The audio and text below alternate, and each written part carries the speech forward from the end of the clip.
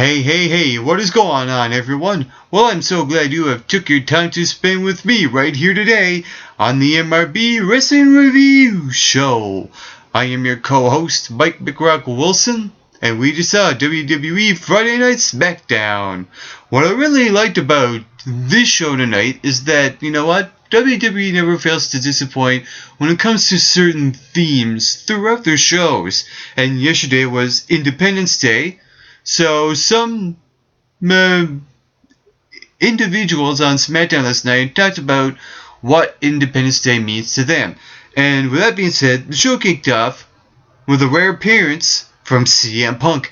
He came out and he talked about what Independence Day means to him. And what I really like is that, he also tied his speech into his character about Independence Day. Stating that, okay, if people lay out a set of rules, he will want to break all of them. And he got one of the most interesting pops because it's just one of those things that the people can relate to. And when CM Punk cuts a promo, whether it's Raw or SmackDown or any other wrestling show that he's on, there are certain things he'll say that the audience can relate to. As well as what happened on the very last segment of SmackDown, which I will get to later on. And also, in the show, we saw Zeb Coulter, Jack Swagger, and Atoy Cesaro.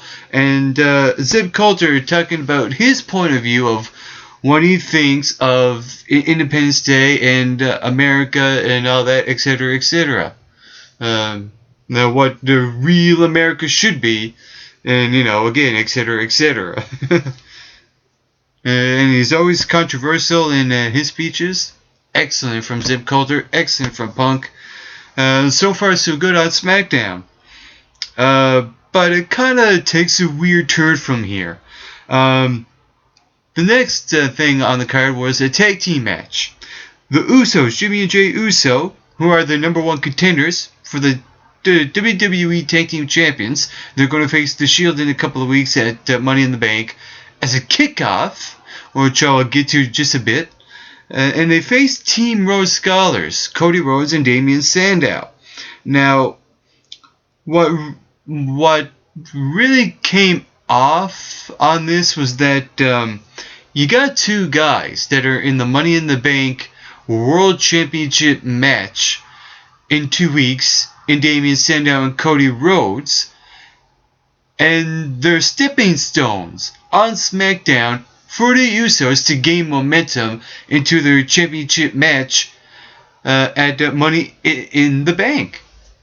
So there's no logic in that sense because Damian Sandow and Cody Rhodes need to feel like, okay, we are going to win somehow in this Money in the Bank briefcase match for the world title, even though they feel like dark horses in this match.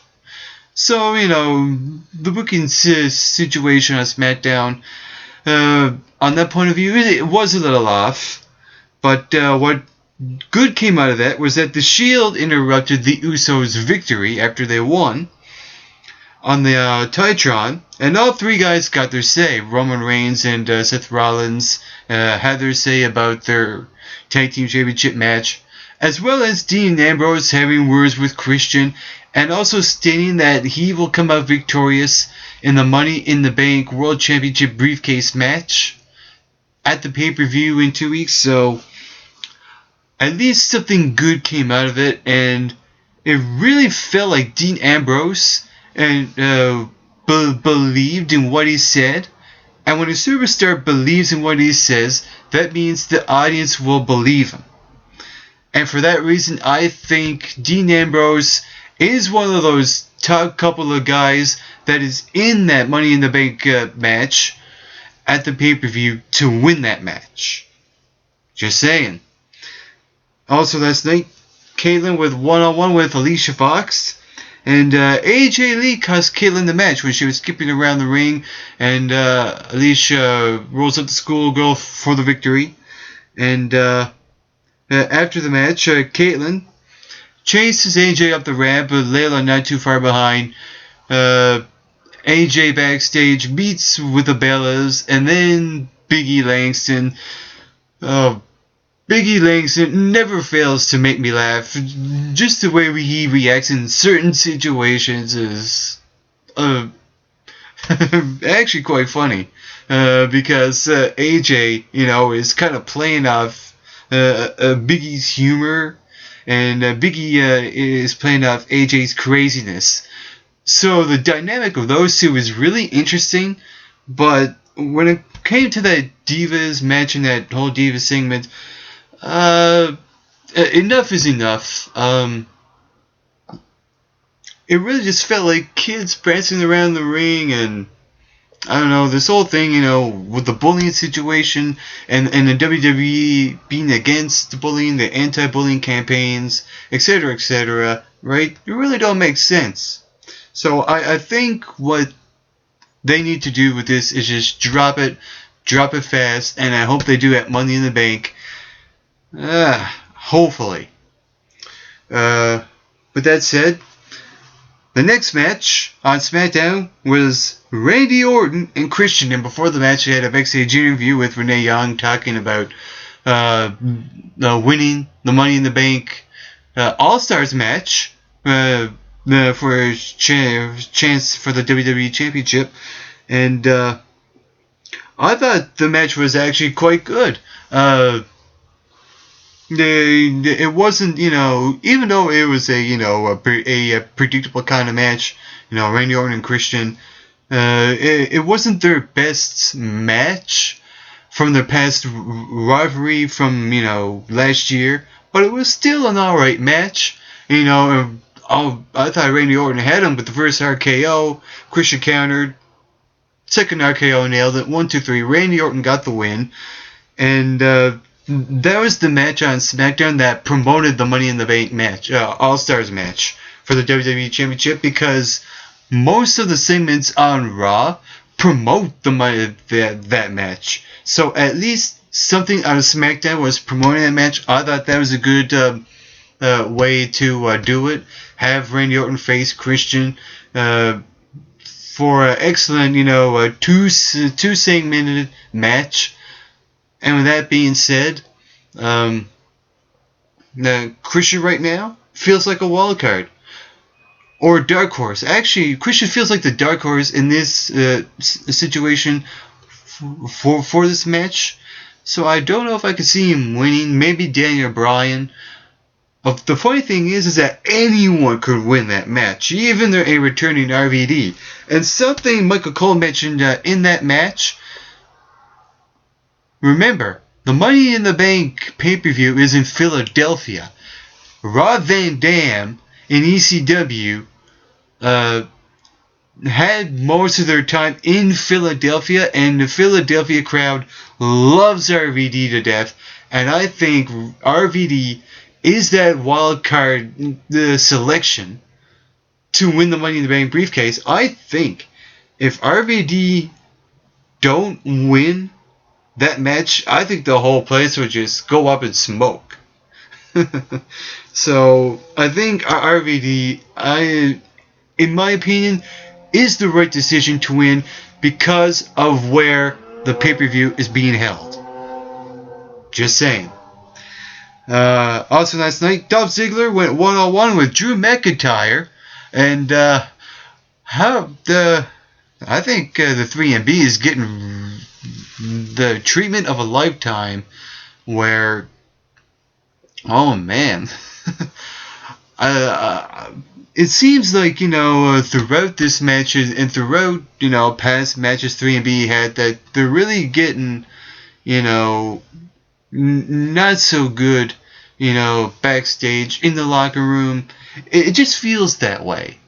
That they're not, the guys that anyone wants to be involved with. I'm not really sure about that, but at least, they got some airtime on SmackDown. And Dolph Ziggler, before he had his match, man, that was an excellent promo he cut on SmackDown, talking about regaining his World Championship at Money in the Bank against Alberto Del Rio. And when he's on the mic, he always backs up. He always can back up his answers. He's one of those rare guys when he says, "I steal the show," and look good doing it. And throughout that match with Drew McIntyre and winning the match, that just goes to show he does back up his answers. Excellent promo on the mic last night, and he is definitely the show off.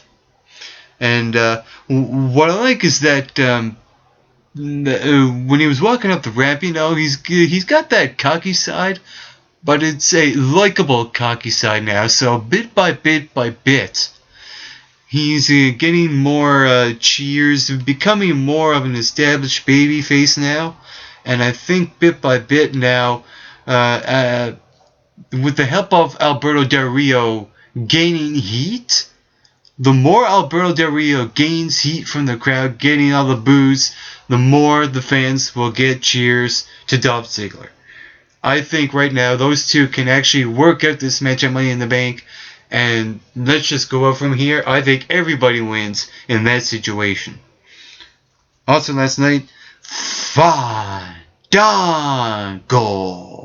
had a one-on-one match with Justin Gabriel last night, and I was surprised that Justin Gabriel actually had a proper entrance, despite that the match was one-sided. Fandango, leg drop, gets the victory, 1, 2, 3. He looks good right now. He's got momentum going into the Money in the Bank briefcase. I don't know if he's a guy that could win the briefcase. He's one of those guys that looks like a fill-in. So, with that being said, I thought on SmackDown, despite having a concussion, I thought he really performed well on SmackDown last night after suffering a concussion just like a few weeks ago. So, well done by Fandango on SmackDown. And the main event was CM Punk versus Alberto. Yeah. I was going into that. Ricardo Rodriguez. Now, I know WWE says one thing, but really there's something else going on. Ricardo Rodriguez suffering an injury. Yeah, we get that. But he's also suspended for a wellness policy for 30 days. So, with that said, I think this will hurt Alberto Del Rio for that period of time. So, hopefully, Ricardo Rodriguez doesn't break any more wellness policies and comes back. And because Alberto Del Rio and Ricardo Rodriguez are an excellent duo together. I mean, they came in together, right? And then they should go out together. Makes sense. So, I think this does hurt Alberto Del Rio because Ricardo is suspended. So, we'll see how this all plays out for 30 days. But hopefully Ricardo does come back. With that being said, Paul Heyman really hit the nail on the head when it came to the reasoning for this match. Is that CM Punk has everything to lose and nothing to gain. That's what Paul Heyman said, and I believe he hit the nail on the head because what does CM Punk gain from this match facing Alberto Del Rio when he has the Money in the Bank briefcase match upcoming in 2 weeks? I really don't understand the logic in that sense, but I do understand, the overall theme and the Independence Day behind that, and Alberto Del Rio being the un-American right now, and CM Punk being the American that people can relate to. I get that, but the logic of the match really didn't quite help CM Punk. Even though it was a good match, it kind of didn't follow the Randy Orton and Christian match. So with that said, it was an alright match. It was better than Raw's main event, and it ended in a double disqualification when They were outside the ring.